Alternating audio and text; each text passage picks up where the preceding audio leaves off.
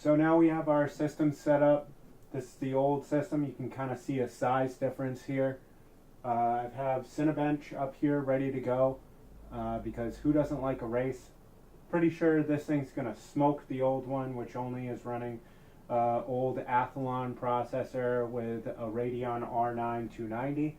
And then obviously we've got our GeForce RTX 2070 in here.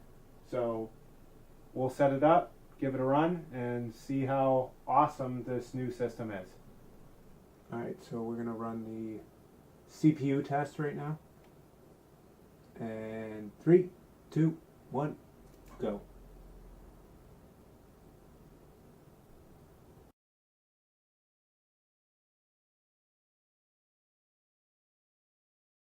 As you can see, the 6 cores, 12 threads is being fully taken advantage of by the system right now.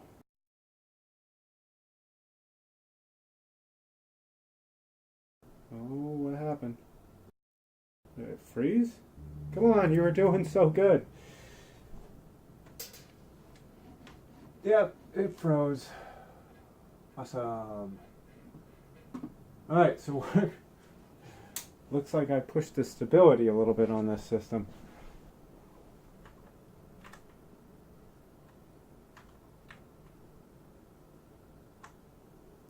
We'll be right back after some of these technical difficulties.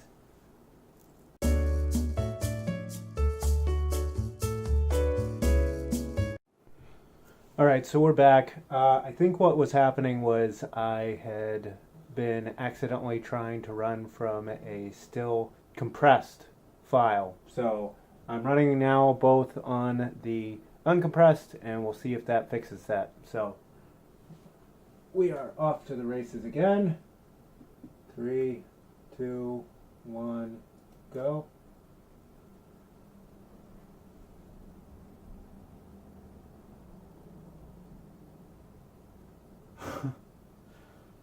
All right, we'll try again.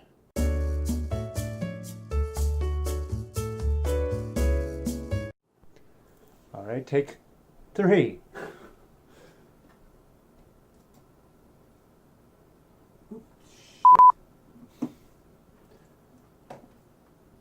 Take 4.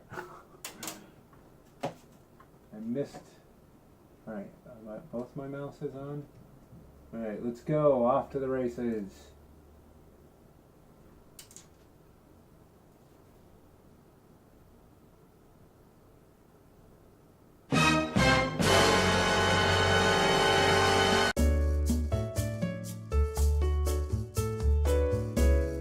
Alright, so what I found was it was a stability issue that Cinebench was exposing.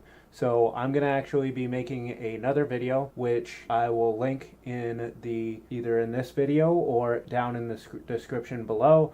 And I'll go over what I found on reliable way to overclock, even though it's rated to 4.2 gigahertz max boost. It wasn't stable under Cinebench. So tweaking the voltage, the core voltage up a little bit, took care of that stability problem. So now we're really going to race. So let's take a look here. I've also taken the time to make sure that both of the monitors, since this one is an Apple monitor and this one's an AOC monitor, the resolutions are now going to be the same, just to make sure that there's no differences between the two. So I went ahead and did that. Open as new. All right. So here we go. 3, 2, 1, and go. Go, go, go, go. Come on, new computer, kick its ass.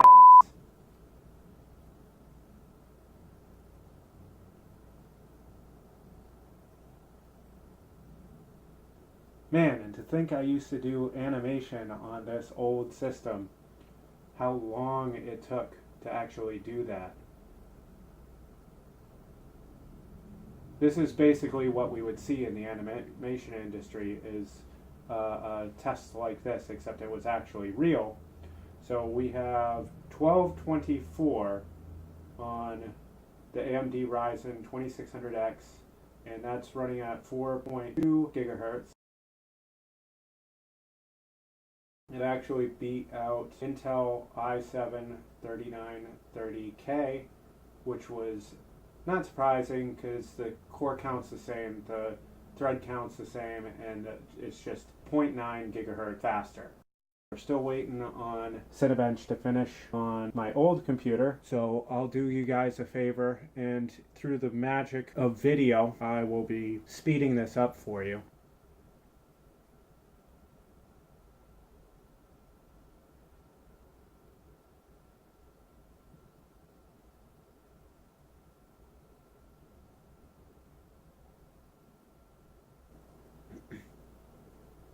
All right, and so now we finally have a finish here. It's a 2-core processor, dual core processor, 4 threads obviously, running at also 4.02 gigahertz through the magic of the overclocking, which is interesting that it's only showing 2-core because that's actually supposed to be a quad-core processor. The difference in the benchmarks, quite substantial. You got 285, and then it's like a 6-fold increase in score with the new system. Not surprising considering it's a 5-year-old system, and it wasn't even the newest spec on the market. Let's run OpenGL now.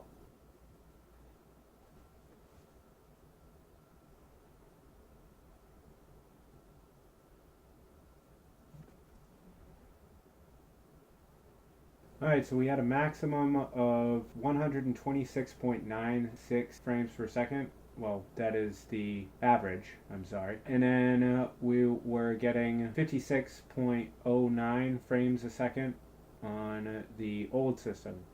So again, that's just about double the original. Compare that, that's beating out a 4-core, 8-thread, well, of course. It's interesting looking at some of the rankings that they show near your system, because I don't know if you can see this, but it's comparing basically a 4-core, 8-thread at 2.79 gigahertz with a Quadro K4000M to this 6-core 12-thread 4.2 gigahertz with the 2070. In my mind, they're not even on the same level. So, all right, let's go to some more tests. All right, so now we've got set up Heaven DX11 benchmarks, and we're going to be running them set quality originally at high, and then we'll go to ultra to see what the differences are. Multi-monitor is disabled, stereo 3D is disabled, tessellation's disabled. We're using the DirectX 11 obviously. Anti-aliasing is off, and we're going to be going system resolution at full screen. Let's tame that dragon. Wow, I'm actually seeing 300s for a split second. Which, the funny thing is, we get up into these numbers, right, and even though it's processing at that level, it's not able to actually show us that level of refresh rate on any of these monitors that I have. And in fact, on many of the monitors that you guys are on these days, you can't get that refresh rate. It's only really going to be the people that spend like almost $1,000 or more on their monitor just to be able to see that. So yep, we're now up in the 390s, 300. None of you know this, but back in the day I used to be quite the collector of little dragon models and stuff like that. McFarlane Toys, man, they were the ish when it came to the cool articulated toys. They put G.I. Joes and action figures all to shame. The one over there, oh wow, it broke into the 170s. You know, for what it is, that old system, I'm still proud of it. You know, I didn't even make it to the level of like something awesome back then. I just made it to be a workhorse, you know. It would get the job done. It wasn't pretty, but you know, you could do the ultra settings on games when I built it, even though it wasn't the the best you could buy for your money. I'm also noticing a huge difference between my monitors. Of course, an AOC monitor versus a monitor that was almost $3,000. Or sorry, the system was almost $3,000. The monitor was $1,000 back in the day. It was the first Apple HD monitor, and I know people like give crap about Apple. I mean, I've switched from Apple myself, but you know, the color on it is pretty good. Yeah, I wish that it had the ability. You'll notice that there's that little shelf below the bottom, which has my little Deadpool and rubber duckies and little drink toppers there, because that's actually the stand for the monitor, because I had to buy a bracket that would clamp onto the stand, because the monitor is old enough that it would have been like almost $200 to get a VESA mount compatible replacement bracket to replace that. So I think that was the one downside to that. And then also the fact that it doesn't have a built-in power brick. The power brick's outside. So those were the two things that I'd say were kind of crummy about it. But I'm really liking the depth of color in that over the AOC, or I guess you'd say either AOC or OC, because AOC would be OC. Yeah, on my camera you don't really notice the difference as much in the colors. And here we go, just over double score, 409 maximum frames per second. That is crazy. And double the minimum frames per second, it was 43.5, while the original system is 26.2. So, I mean, looking at that though, the range, you know, your averages were roughly double as well. The max was also roughly double, but the dynamic range between the maximum and the minimum is a lot wider with the new system than the old system, which is quite interesting to see. You would think that it would just be an across the board increase, but it's not. So that'll be something that I'm going to be doing some research into. I'm really loving those numbers. So alright guys, so now we're getting to the good stuff. We're going to be doing the TimeSpy 3D Mark benchmark on both systems, and then finally we're going to be running the VR Mark, which is a newer from 3D Mark, the guys that make 3D Mark,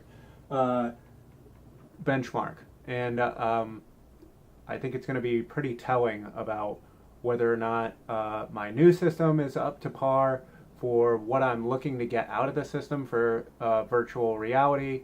And yeah, so I'm getting pretty excited. This is going to be pretty fun to game on.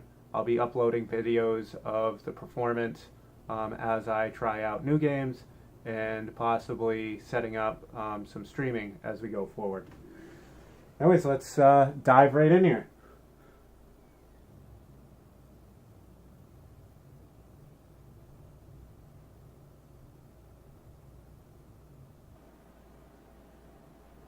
As we can hear, the other system obviously is lagging behind, but it is actually starting to ramp up its fans due to its fan curve. And we're noticing a lot of stutter in the old system. We're down to like 14 frames a second. I know for gaming, a lot of people are like, don't go below 30. I would also probably recommend that. Honestly, you can get away with playability down at 20, at least if it's single player, in my opinion. Coming from an animation background, we would do what's called frames on twos, and frames on twos is every other frame is a new piece of animation, so you're actually even though we were at 30 frames a second, we'd be able to crank out, it would be 15 actual frames coming out. So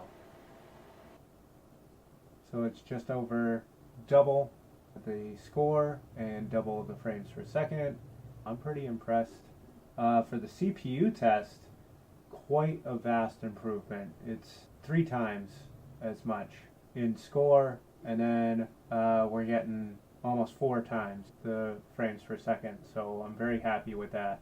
So I'm gonna actually swap my Wi-Fi card here to other one.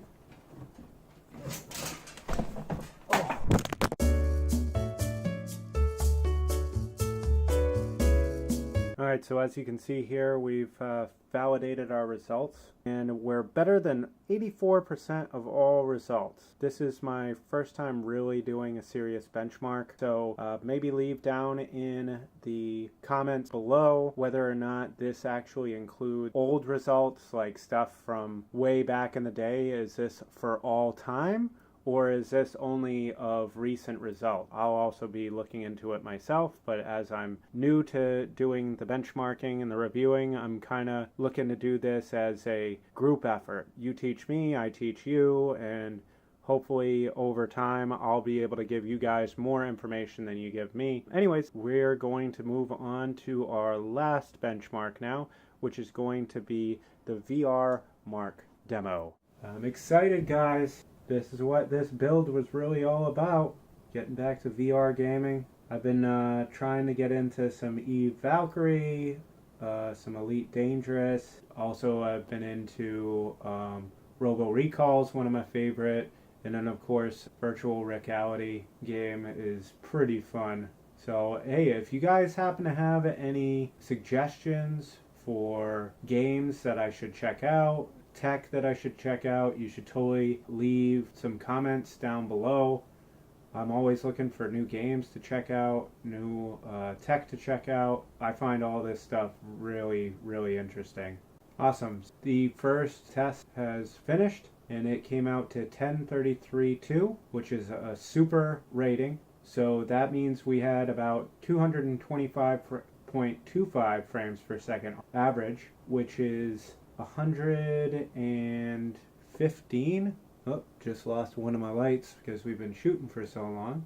Sorry. So we have just finished up here. As you can see, it's 1033.2 and 354.5 respectively, which means that the new rig is going to be great for gaming in VR. The target is 109 frames per second. We hit 225.25 frames per second.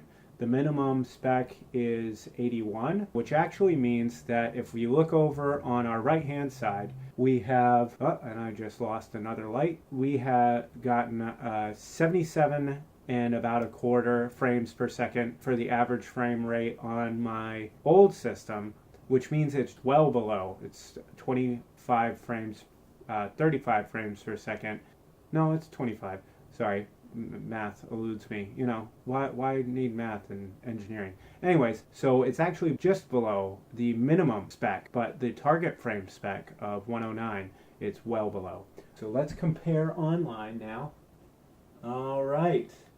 So then that means for all the people that are doing VR Mark, and this one I'm more inclined to be thrilled about because VR is a relatively new thing. It's on its second iteration with the next Oculus already out, but for the first run of Oculus and the first 5 and everything, the number of ratings are out there for VR Mark is going to be low. It's not the same question where I asked you guys, hey, with 3D Mark, does this include all the old computers? Like, does this include stuff that's from when 3D Mark was first introduced? Again, I don't know when that was, but was it like stuff from 2010, which would invalidate the fact that I'm better than 83%? I want to be better than 83% of what's out there today.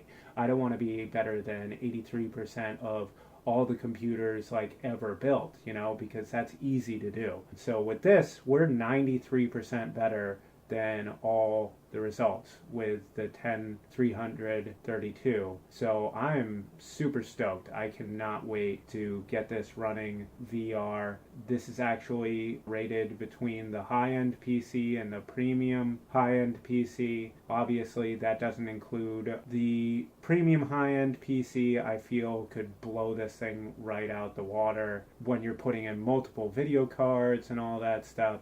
I feel like it would be able to do it better. But for a single 2070 and the Ryzen 5 2600X, you know, that's awesome. They're expecting a VR ready PC to be at a score of 5,000.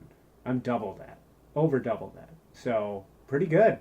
I'm looking forward to seeing what this can do in real life. You know, with Cinebench, as you've heard on some of the other tech channels out there, it's a synthetic benchmark. It's stressing the computer in ways that you would not stress them in real life. Most cases. There could be some times where you would stress it that much with a simulation or major graphics renderings, but even then, those are meant to cook the PC and really stress it out to the point where, as you noticed earlier in the video, I actually found that my build was unstable. When I built it originally and was running it, no problems, no issues whatsoever. So it made me realize I actually had to do some tweaks to make this more stable so I could run Cinebench. Now that it is a little bit more stable, we're doing pretty good. Fan speeds didn't really go up at all. So yeah, I'm stoked. I'm ready to get out there, do the VR gaming. I'm ready to get back on Robo Recall because I haven't been able to play it for a couple months, not only because of homework getting it and schoolwork getting in the way, since I did just finish my electrical engineering degree after having done animation before that. It also, with the upgrade, when I was able to barely play, it phased me out of the minimum requirements, which I thought was quite disappointing. Stuff that was working the day before you did the patch is now not working. That was very disappointing.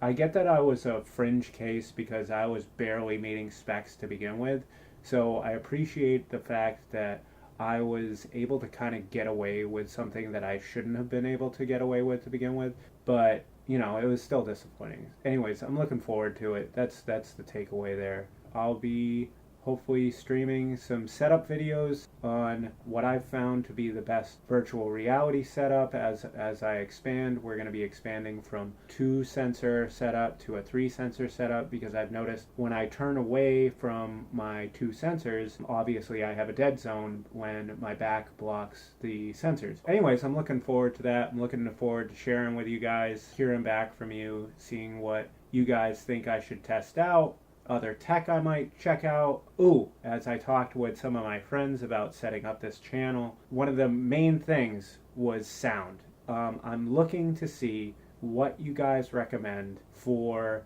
a good USB audio or something that might work with a camera, maybe a Bluetooth microphone for recording, maybe a lapel pin or something like that, while I save up the money to actually buy a nice camera. That'll be a future discussion with you guys of what camera you guys think I should get. I'll be making improvements to the channel as we go. But thanks for stopping by. Thanks for checking this out. If you liked what you saw, hit like, hit subscribe, or you just have some comments on how I can improve or questions on my method or anything like that, please just leave a comment down below. And yeah, keep on gaming, enjoy your tech, and we'll see you on the next video. Thanks.